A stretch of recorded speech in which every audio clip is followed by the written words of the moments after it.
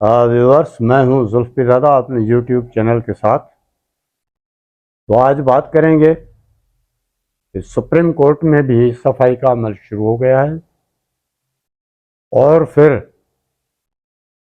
General भी शायद पहली मर्तबा कानून की पकड़ में आ रहे हैं। और तीसरा जो हमारा आज का मौजू है वो है अफगान पनाह गुज़ीरों की वापसी का वक्त जैसे जैसे करीब आता जा रहा है वैसे वैसे खदशात बढ़ते जा रहे हैं और साथ में एहतजाज भी बढ़ता जा रहा है। तो सबसे पहले गुजारिश है कि हमारा चैनल सब्सक्राइब करें, साथ में बेल वाला बटन ज़रूर प्रेस करें ताकि हमारी आने वाली हर वीडियो आप तक बर वक्त पहुँच सके। वीडियो पसंद आए तो लाइक करें और शेयर ज़रूर करें। पहले बात करते हैं कि गुज़श्ता वीडियो में हमने ये बात कही थी कि सुप्रीम जुडिशल काउंसिल का इजलास हो रहा है। सुप्रीम जुडिशल काउंसिल का इजलास हुआ चीफ जस्टिस फायज ईसा साहब की सदारत में, क्योंकि वो काउंसिल के चेयरमैन भी हैं। और उसमें पहली मर्तबा सुप्रीम कोर्ट के जज जस्टिस मज़ाहिर अली नकवी को शोकाज नोटिस जारी किया गया। अब ये हमारे हज़ारों की पुरानी एक रवायत थी कि अपनों को तो हाथ नहीं लगाना, बाकी सारी दुनिया को कानून के कटघरे में लाना है। इसलिए हम एक अरसे दराज से ये कहते आ रहे थे कि कोई भी कानून से मुबर्रा नहीं है, चाहे वो जज हो, चाहे जनरल हो, चाहे सियासतदान। लेकिन दहाइयों से यहाँ पे होता ये रहा कि सिर्फ सियासतदानों का, ब्यूरोक्रेट्स का, उनका तो एहतसाब होता रहा, लेकिन जनरल और जज उन पे किसी ने हाथ नहीं उठाया। जस्टिस मज़ाहिर नकवी के खिलाफ एक मजबूत रेफरेंस था जो बताया जा रहा है, कहा जा रहा है कि दस्तावेजी सबूतों के साथ ये साबिका चीफ जस्टिस उमर अता बिंदयाल के दौर में रेफरेंस दाखिल हुआ, लेकिन उसने अपने टेन्यूअल में, अपने दौर में कभी जुडिशल काउंसिल का इजलास इस हवाले से बुलाया ही नहीं। तो वो मामलात पेंडिंग थे। कह रहे हैं कि कोई 29 शिकायत थी जिसमें से कुछ निपटाई गई हैं 19 के करीब। और उसमें सबसे जो बड़ी खबर है हमारे लिए वो ये है कि जस्टिस मज़ाहिर नकवी को शोकाज नोटिस दिया गया है, उसे वजाहत तलब की गई है। अब होगा ये कि अगर वो मुतमईन करता है, जवाब देता है, तो फिर उसका जायज़ा लिया जाएगा कि आगे क्या करना है। लेकिन ये जो कहा जा रहा था दहाइयों से, यानी यहाँ तक एक टर्म इस्तेमाल होता था कि ये मुकद्दस गाय है। अब वो कुफर टूटा खुदा खुदा करके ये कम अज़ कम जो दाग था या एक शिकायत थी वो तो ख़त्म हुई, क्योंकि ये एक प्रेसिडेंट कायम होगा। फिर उसके आगे ये मामला चल पड़ेगा। जिसके खिलाफ भी कोई शिकायत होगी तो उसका यकीनन जायज़ा लिया जाएगा। जज हो, किसी भी अदालत का हो, उसके खिलाफ अगर कोई संजीदा किस्म की कोई शिकायत आती है तो उस पर कार्रवाई होगी, अगर ये प्रेसिडेंट कायम हो गया तो। अच्छा, दूसरी बात जनरलों की कर रहे थे, वो था फैज़ाबाद धरना केस। जस्टिस फायज ईसा जब अभी चीफ जस्टिस नहीं बने थे तब उसने फैज़ाबाद धरने केस का फैसला दिया था। और वो जो फैज़ाबाद धरना ख़त्म करवाया था जिन लोगों ने, जिन किरदारों ने, उनमें जनरल फैज़ हमीद सर फहरिस्त था। डीजी उस वक्त के रेंजर्स के एक अफसर थे, डीजी था या कोई और अफसर था, اس پہ الزام تھا کہ انہوں نے پیسے بانٹے تھے لوگوں میں واپسی کے کرائے کے نام پر، اور جنرل فیض حمید نے وہ دھرنا ختم کرایا تو اس ایگریمنٹ پہ سائن کیے تھے۔ اس وقت جنرل فیض حمید ISI کے DGC تھے۔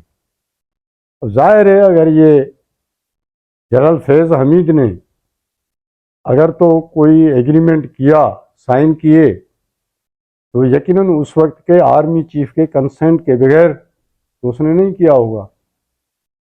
تو جو رپورٹ پیش ہوئی ہے سپریم کورٹ میں، اس پہ کہا گیا ہے کہ اس حوالے سے یعنی کیس کے فیصلے پر عمل درآمد کے لیے ایک findings committee, fact and finding committee تشکیل دی گئی ہے، اور ان کرداروں کا تعین کیا جائے گا اور ان کے خلاف کارروائی کی جائے گی۔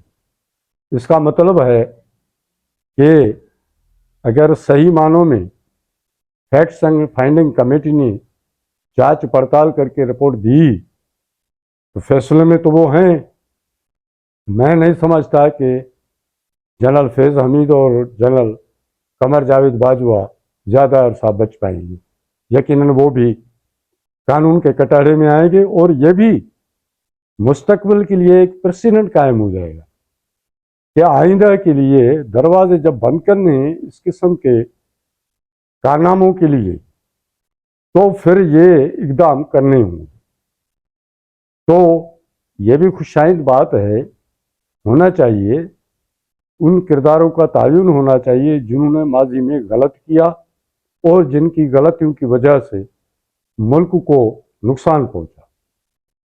دوسری خبر ہماری یہ تھی، اور تیسری خبر تھی کہ غیر ملکیوں کو اپنے ملکوں کی طرف واپس بھیجنے کے لیے جو ڈیڈ لائن دی گئی تھی، جو مہلت دی گئی تھی، اس میں باقی 1 دن رہ گیا ہے، اور جیسے جیسے وقت قریب آتا جا رہا ہے ویسے ویسے ہم نے جیسے ماضی میں کہا تھا، جب یہ فیصلہ ہوا تھا تبھی ہم نے کہا تھا کہ فیصلہ بہت اچھا ہے، لیکن وہ فیصلہ شاندار تب ہوگا جب اس پہ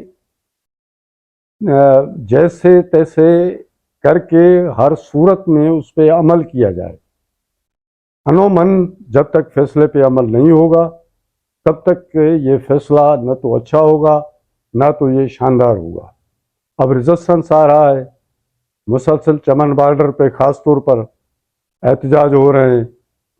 ہمارے جمہوریت پسند اور انسانی حقوق کی تنظیموں کو بھی پریشانی لاحق ہو گئی ہے کہ ان کو واپس بھیجا رہا ہے، اب جا رہا ہے۔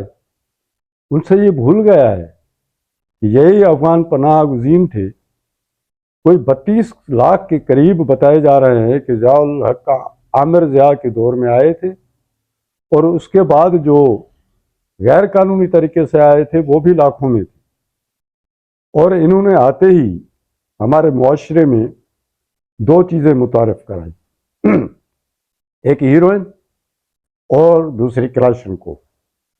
یعنی وہ وبا ایسی پھیلی کہ پناہ گزین کیمپوں سے نکل کر چھوٹے بڑے شہروں میں پھیل گئے، اور انہوں نے یہ جو کاروبار تھا ان کا اس کو اتنا پھیلا دیا کہ ہمارے تعلیمی ادارے بھی محفوظ نہیں رہے۔ تعلیمی اداروں تک کلاشنکوف پہنچ گئی، اداروں تک ہیروئن اور نہ جانے ان گنت قسم کے نشاور چیزیں جو ان افغانیوں کی وجہ سے اس معاشرے میں متعارف ہوئی وہ پھیل گئی۔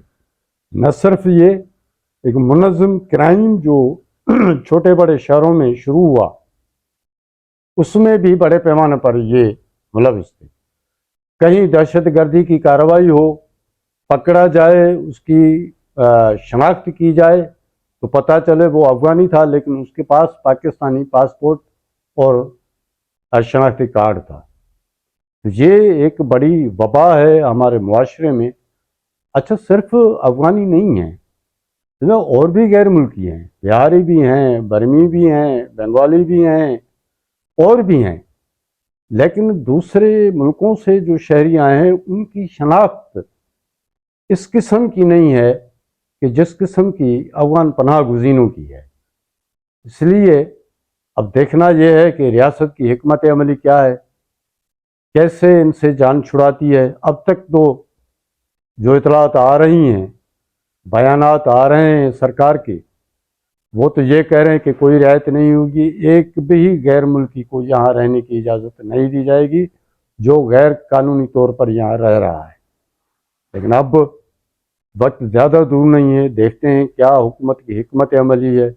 یہ بھی ہو سکتا ہے کہ ان کی مہلت میں اور مزید کوئی اضافہ کیا جائے، لیکن میں سمجھتا ہوں کہ اگر اس پہ عمل کرنا ہے فیصلے پہ تو ہماگیر ایک پالیسی مرتب دینی ہوگی، شاید دی ہو اداروں نے، کیا پتہ، لیکن اس کے بغیر ان غیر ملکیوں سے اس ملک کو، اس ملک کی معیشت کو آزاد نہیں کرایا جا سکتا۔ اسمگلنگ میں کون ملوث ہے؟ یہ جو ڈالر اسمگل ہو رہا ہے، زرعی اجناس اسمگل ہو رہی تھیں، یہ جو گاڑیاں اسمگلنگ ہو رہی تھی، یہ سب میں اگر غور کیا جائے، پڑتال کی جائے تو کہیں نہ کہیں جا کے افغانیوں کو آپ پہنچیں گے۔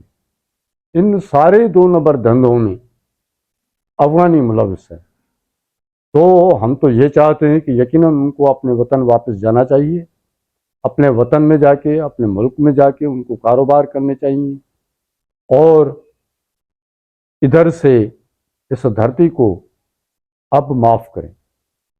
دیکھتے ہیں کہ حکومت کی حکمت عملی کیا ہے، انہوں نے کیا ہماگیر پالیسی ایسی جوڑی ہے، بنائی ہے کہ ان سے کیسے جان چھڑائی جائے گی۔ ابھی کوئی وقت دور نہیں ہے، قریب ہے، دیکھتے ہیں ہوتا کیا ہے۔ یہ تھی ہماری آج کی ویڈیو، پسند آئی ہو تو لائک کریں، شیئر ضرور کریں، کمنٹس میں رائے سے آغاز ضرور کریں۔ ملتے ہیں اگلی ویلاگ کے ساتھ۔